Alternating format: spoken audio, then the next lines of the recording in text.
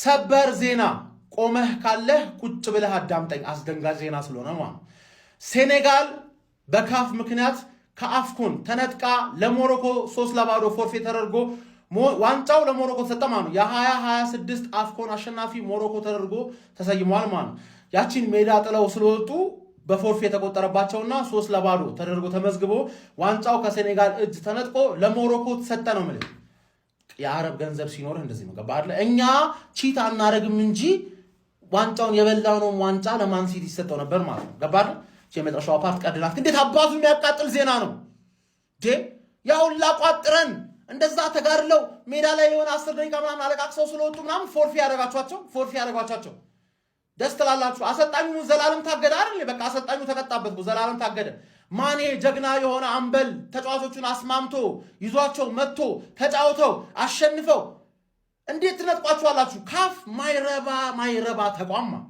ማይረባ ተቋማ የኢትዮጵያ ኳስ የተገማማ ነው እንላለን አይደል የአፍሪካ ኳስም የተገማማ ነው መቼም ከቤታችን እኮ ያደግን ነው መምጣት ያለብን አቦ እንዴት አባቱን የተቃጠልኩት አርሰናል ጽድት አርጎ እየለጠለጠ ስለሆነ ነው እንጂ ነው በእውነት ጨጓራዬን ተፍቸው ምላስ ሰንበር አልገም ልበላው ነበር ያን ያህል የሚያቃጥል ዜና ቀፋፊዎች ለፍተው አሸንፈው ተመልሶ መጥቶ አይደል ወደ ሜዳው ምንድነው በቃ 10 ደቂቃ 15 ደቂቃ ባከነ እና ቀፋፊዎች ማለት ልታሳብዱኝ ነው እንዴት ነው ነገሩ አልገባኝም ጨዋታው እንዴት ነው የካፍ ይግባኝ እንባ ጠባቂ ከገመገመ በኋላ ለሞሮኮ ሰጣመኑን ያፍኮን ዋንጫውን 25ቱን በጣም ሰጣራዳለች እኔ እኮ ስማ አረ በጣም አስጠንቀቀ ነገር ሼር ኮፕሊንግ እያረካ አድርሰለ ጎብይ ስማኛ ድመጠኝ እንዴ እኔ ከዛም ጊዜ በኋላ ኮፍሬ የለኝም ያን ጨዋታ ካየው በኋላ ቆሜ ማሽናት ለኔ በቃ እንዴት ቢ ወርቆ ነውብኛል ካራዳለች እንዴት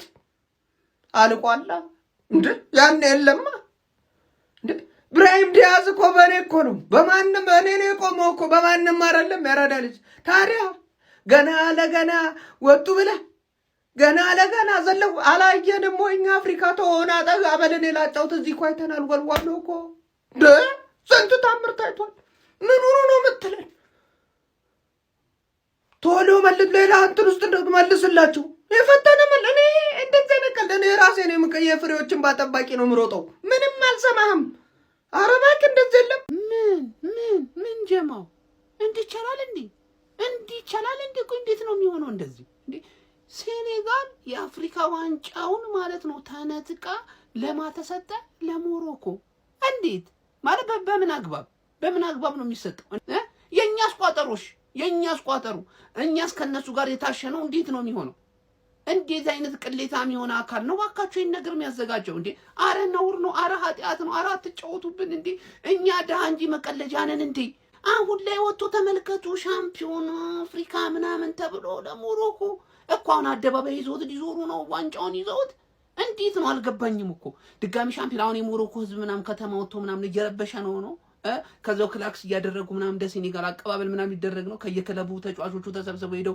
ዋንጫ በላ ምናምን ሊሉ ነው ነውራም ባለጌ የሆነ ድርጅት እንዴት እንደሚያበሽክ በቃ መቀጣውን ተጫዋቹን አሰልጣኙ ምናምን መቀጣት ዋንጫውን ላሽ አትልም እንዴ ቅሌታም የሆነ ድርጅት እናንተ እንዴት እንደተቃጠልኩኝ ነውራም እኔ ሲጀምር ኢትዮጵያ ይሄን አውቃኑ ለአፍሪካ ዋንጫ ለካማት ተወዳደሩ በቃ ይቅርብሽ ኢትዮጵያችን አረፈሽ ቁጭ በይ ዓለም እውነተኛውን አሸናፊ ያውቃል በካፍ ውሳኔ አፍሪካ ዋንጫውን የተነጠቁት ሴኔጋሎች የብሔራዊ ቡድን ኮከብ ሳዲዮ ማኔ ቅሬታውን ገልጿል ማለት ነው ሳዲዮ ማኔ በማህበራዊ ትስስር ገጹ ባስተላለፈው አጭር መልእክት ዓለም እውነተኛ አሸናፊውን ያውቃል ሲል መልእክቱን አስተላልፏል የካፍ ውሳኔ የቡድኑን በርካታ አባላት ሲያስቆጣ ሌላኛው የቡድን አባል የነበረው ሙሳ ኒያኬቲ እናንተ እብድናችሁ መታችሁ ሜዳ ላይ እንውሰዱ ሲል መልእክቱን አጋርቷል ማለት ነው ከሴኔጋል አፍሪካ ዋንጫ ተነጥቆ ለሞሮኮ ተሰጠ እስቲ በደንብ ኮፒ ሊንክ ሪፖስት አድርጋችሁ ይሄን ሐሳብ ስጡበት እኔ ካፍ ነው አካፋ ነው እኔ እኮ በቃ የአፍሪካ እንትን እኮ በቃ የአፍሪካ እግር ኳስ እኮ ወደ ኋላ ነው የሚሄደው እኮ እግዚአብሔር ምንድነው ደሞ ይሄ እኮ ምን አይነት ስሜት ሊሰጣችሁ ነው አሁን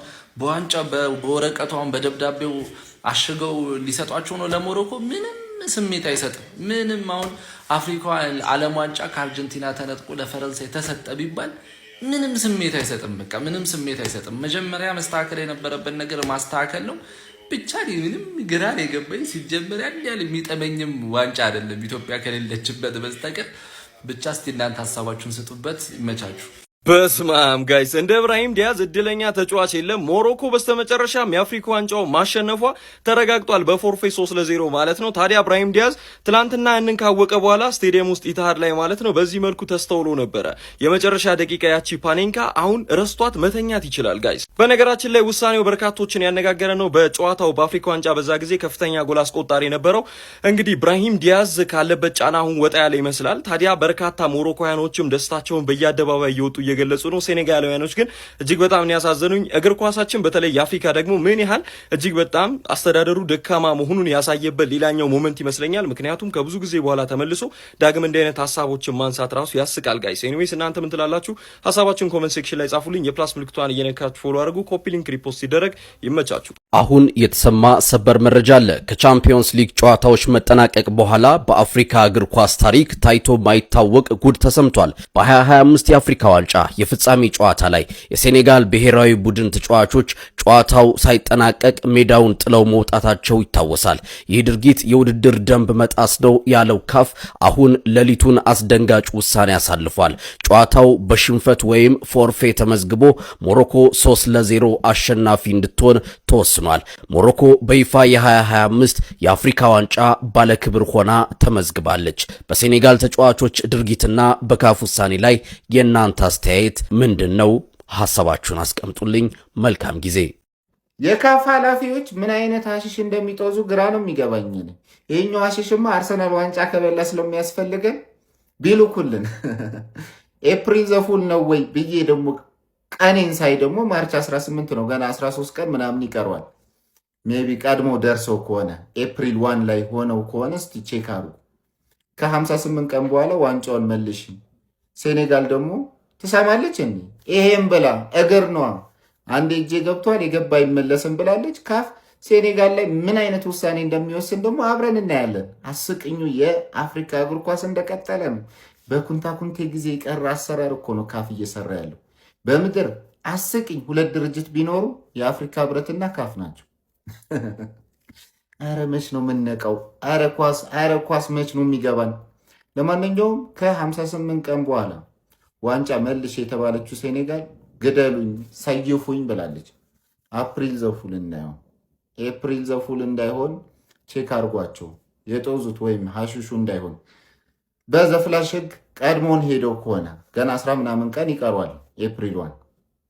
እነዚህ ጅል የሆኑ ኃላፊዎች የካፍ ኃላፊዎች ኧረ ተው፣ ኧረ በመድኃኔዓለም ውርደቱ የከፋ አፍሪካና አወዛጋቢው የካፍ ውሳኔ። ምሽት ላይ በተሰማ መረጃ በሞሮኮ አስተናጋጅነት ተከውኖ የነበረው የአፍሪካ ዋንጫ ሞሮኮ አስተናግዳ ሴኔጋል የበላች የነበረ ቢሆንም ምሽት ላይ በተሰማ መረጃ ግን የሞሮኮ ይግባኝ ተቀባይነትን አግኝቶ ከወራት ቆይታ በኋላ የአፍሪካ ዋንጫ ለሞሮኮ እንዲሰጥ ተወስኗል። ይህንንም ተከትሎ ጠዋት ላይ በተሰማ መረጃ ሴኔጋል ለዓለም አቀፍ የስፖርት ገላጋይ ፍርድ ቤት አቤቱታን ለማቅረብ ስትል በዝግጅት ላይ መሆኗን በርካታ የመረጃ አውታሮች እየዘገቡ የሚገኝ ሲሆን ካፍ ከዚህ ሁሉ ጊዜ በኋላ ውሳኔውን እንዲሽር ምክንያት የሆነው ምንድነው ትላላችሁ? በግሌ ቆንጆ የሆነች ሙስና ሳትኖር እንደማትቀር ገምቻለሁ። የእናንተን ኮሜንት ላይ ያጋራችሁኝ ይመቻችሁ። በኩለ ሌሊት በአፍሪካ ምድር አዲስ አስገራሚ ሰበር ዜና ተሰምቷል። የ2025 የአፍሪካ ዋንጫ ባለቤት ሴኔጋል ዋንጫውን ተነጥቃለች። በፍጻሜ ጨዋታ አብራ የቀረበችው አዘጋጇ ሞሮኮ የ2025 የአፍሪካ ዋንጫ ባለቤት መሆኗ ታውጇል። ካፍ በመግለጫው እንዳሳወቀው ከሆነ ሴኔጋሎች የዓለም ወይም የፊፋንም የካፍንም ሕግ በሚጻረር መልኩ ተጫዋቾቹ ወደ ጨዋታ ገብተን አንጫወትም በማለት መልበሻ ክፍል የገቡበት ውሳኔ ዋጋ አስከፍሏቸዋል ተብሏል። ይህንንም መሰረት በማድረግ አንድ ቡድን አልጫወትም ካለ ለተጋጣሚ ቡድን ፎርፌ ይሰጣል በሚለው መሰረት ለሞሮኮ 3 ጎልና 3 ነጥብ በመስጠት ሞሮኮ የ2025 የአፍሪካ ዋንጫ ሻምፒዮን መሆኗን ካፍ አውጇል። አነጋጋሪ በሌሊት የተሰማው ዜና ብዙዎችን እያነጋገረ ይገኛል። ሴኔጋል እንግዲህ እንደሚታወሰው በሳዲዮ ማኔ ታምራዊ ብቃትና እንቅስቃሴ የአፍሪካ ዋንጫ ለማሳካቷ ይታወሳል። መነጋገሪያ ነበር በወቅቱ በተለይ ፔናልቲ ተሰጥቶ ብራሂም ዲያዝ ሳታትን ፔናልቲ ከመሳቷ በፊት የሴኔጋል ተጫዋቾች አንጫወትም ግፍ ተሰርቶብናል ብሎ ወደ መለብሻ ክፍል ሁሉም ተጫዋቾች መግባታቸው ይታወሳል ከሳዲዮ ማኔ ውጪ። ይህንን በዚህ መሰረት ሲመረምር የቆየው የሞሮኮ እግር ኳስ ፌዴሬሽን ያቀረበለትን ቅሬታ ሲመረምር የቆየው ካፍ በመጨረሻ የአፍሪካ ዋንጫውን ከሴኔጋል ነጥቆ ለሞሮኮ ሰጥቷል። ጉድ ነው የሚሰማው። በአፍሪካ እግር ኳስ ታምር ነው የሚሰማው። ምን ማለት ይቻላል? ውሳኔው ትክክል ነው ብላችሁ ታስባላችሁ? ሀሳብ ስጡበት። የፕላስ ምልክቱ መጫን ፎሎ ያርጉ። በነገ ምሳሳ ፕሮግራማችን በስፋት እንመለስበታለን። መልካም አዳር፣ መልካም ሌሊት። ባባይ ቻው። በቃ ሴኔጋል ዋንጫውን ፎቶ ተነሱበትና መልሱ ተባሏ። ብዙ ሰዎች ለምንድን ነው የአፍኮን ዋንጫ ማትከታተለው? የእግር ኳስ አድናቂን አፍሪካዬን ለምን አታይም ሲሉኝ እኔ ይህን ዋንጫ በሲሪየስ አላየውም እላቸው ነበርና ሁሌ ይሰድቡኝ ነበር። ግን ይሄው ዛሬ እስቲ አንድ ሰው ይናገረኝ። እዚህ ካፕ ላይ ብቻ ነው አንድ ቲም ዋንጫ አሸንፎ ሀገር ወስዶ ህዝቡን አስደስቶ ተጫዋቾቹን አስደስቶ የሆነ ጦርነት ራሱ ቁሞ ነበር አሉ ሴኔጋል ነሱ ዋንጫ ሲበሉ ተጫዋቾቹ ፎቶ ተነስተውበት ምን ብለው ቤተሰቦቻቸውን ጠይቀው በቃ ስንት ነገር አድርገውበት ከ3 ወር ከ4 ወር በኋላ ዋንጫውን መልሱ የሚባልበት ብቸኛው ኮምፒቲሽን ይሄ ብቻ ነው። ሴኔጋል ዋንጫውን መልሶ የተባሉትን እርሱት። የፍጻሜው ጨዋታ ራሱ እኮ በቃ በፕሮፌሽናል በቃ እግር ኳስ ታሪክ እንዲህ ታይቶ አይታወቅም። እዛ ሄዶ የበረኛውን እንትን ይነካካል። የሆነ ኳስ አቀባዮቹ እየተጣሉ ነው። እዛ አንዱ ፎጣ ይዞ የተደባደበ ነው። እዛ ጫፍ ላይ በረኛው እኮ ጨዋታው ረሱ እነሱን እያየ ነበር። ጭራሽ በመሃል ተጫዋቾቹ አንጫወትም ብለው ወጡ። አልፈርድባቸውም። ዳኛው ግልጽ ነበር እንደተሰጠው የሆነ ነገር ግልጽ ነበር። ምንም ለመደበቅ አልሞከረም ነበር። ግን እዚህ ካፕ ላይ ብቻ ነው የሚታየው እንደዚህ ነገር፣ ሌላ ካፕ ላይ አይታይም። ስለ ኮራፕሽኑ ስለ ሙስናው ምናምን ደግሞ ባናውራ ይሻላል በዚህ ጉዳይ። ምክንያቱም አውረተን አንጨረስም። ግን ሞሮኮ አያፍሩም እኮ ይጨፍራሉ። አያፍሩም። ዋንጫውን ይዞት አሁን ፎቶ ይነሳሉ ተጫዋቾቹን ሰብስበው። አያፍሩም እኮ ዋንጫውን በላ ነው ብለው አሁን ሊያወሩ ነው። ሴኔጋል ደግሞ እንዳሰሟቸው አንሰጥም አንመልስም በሉ። ምን ታመጣላችሁ በላችሁ። በቃ አንዴ ወስደን ምን ሊያመጡ ይችላሉ? ሞሮኮ መታረት ውስጥ መተሽ ውሰጂ ወንድ ከሆንሽ በሏትና እንዳሰሟቸው ከምር እንዳመልሱት